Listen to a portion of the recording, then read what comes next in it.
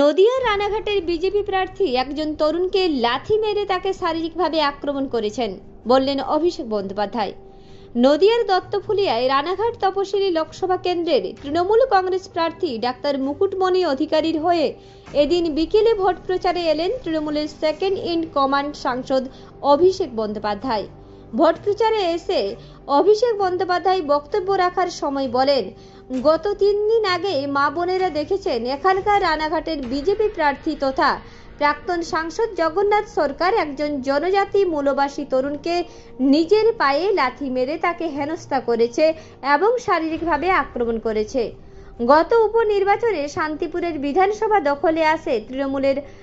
আজ বিজেপি প্রার্থী তথা প্রাক্তন সাংসদ জগন্নাথ সরকারকে পছন্দ না করে রানাঘাট কেন্দ্রের মানুষজন সমর্থন জানাচ্ছেন তৃণমূল প্রার্থী ডাক্তার মুকুটমণি অধিকারীকে। অন্যদিকে মতুয়া নির্ভর নদিয়ায় মতুয়াদের জেলা নেতৃত্ব এখন চলে এসেছে তৃণমূলে।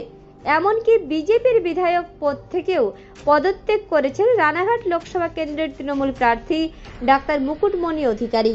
বিজেপির ঘরে ভোট ব্যাংকের থাবা বসাতে পারলে নদিয়ায় ফুটতে পারে ঘাসফুল, এমনটাই অনুমান মুকুট অনুগামীদের।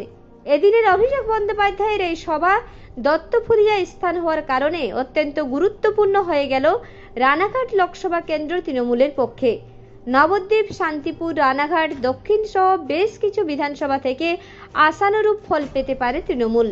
তবে নদিয়া উত্তর বিধানসভার ক্ষেত্রে যেমন বিজেপির হয়ে প্রথম প্রচারে এসেছিলেন প্রধানমন্ত্রী, তেমনি কৃষ্ণনগরে তৃণমূল প্রার্থী মহুয়া মৈত্রের হয়ে এবং রানাঘাট কেন্দ্রের তৃণমূল প্রার্থী ডাক্তার মুকুটমণি অধিকারীর হয়ে প্রথম প্রচার শুরু করেন মুখ্যমন্ত্রী মমতা বন্দ্যোপাধ্যায় এবং অভিষেক বন্দ্যোপাধ্যায়। জগন্নাথ সরকার নিজে একজন জনজাতি মূলবাসী তরুণকে নিজের পায়ে লাথি মেরে তাকে হেনস্থা করেছে, শারীরিকভাবে আক্রমণ করেছে।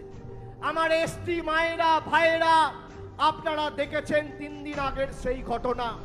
এর জবাব आगामी 13 मई वोट बाक्से देवा उचित है कि ना? क्या उम्मीदवार को चाहिए बीजेपी को वोट देना मतलब मुझे वोट देना, मोदी को वोट देना। আমি জিজ্ঞেস করতে চাই রানাঘাটবাসীকে, আপনারা গত 5 বছরে প্রধানমন্ত্রীকে কবার আপনার বিপদে আপদে দুঃখে প্রয়োজনে পাশে পেয়েছেন? বিজেপির কোন নেতা কোভিডের সময় আপনার দুঃখের সময় আপনার বাড়িতে গিয়ে আপনি দুমুঠো খেয়েছেন কিনা, মাথার উপর ছাদ আছে কিনা, পরিবারের সন্তান সন্ততি ঠিক মতো রয়েছে কিনা কবার জিজ্ঞেস করেছেন? একবার নয়। পাশে কাকে পেয়েছেন? তৃণমূল কংগ্রেস। এমনকি 2021 সালে রানাঘাট লোকসভার অন্তর্গত যে 7টি বিধানসভা রয়েছে, আমাদের নবদ্বীপ ছাড়া ভালো বা প্রত্যাশিত ফল এই 6টা বিধানসভাতে হয়নি। এবং সেই বৃষ্টিতে রাস্তার দুধারে ভিজেও মানুষ আমাদের আশীর্বাদ সমর্থন করেছিল। অনেকে বলেছিল নদিয়া জেলা পরিষদ পঞ্চায়েত সমিতি তৃণমূল কংগ্রেস পাবে না।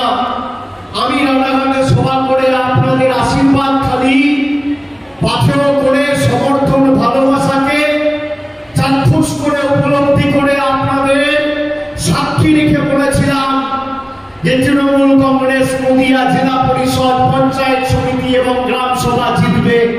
নদিয়া থেকে সমৃদ্ধ রিপোর্ট, রূপসী বাংলা মিডিয়া।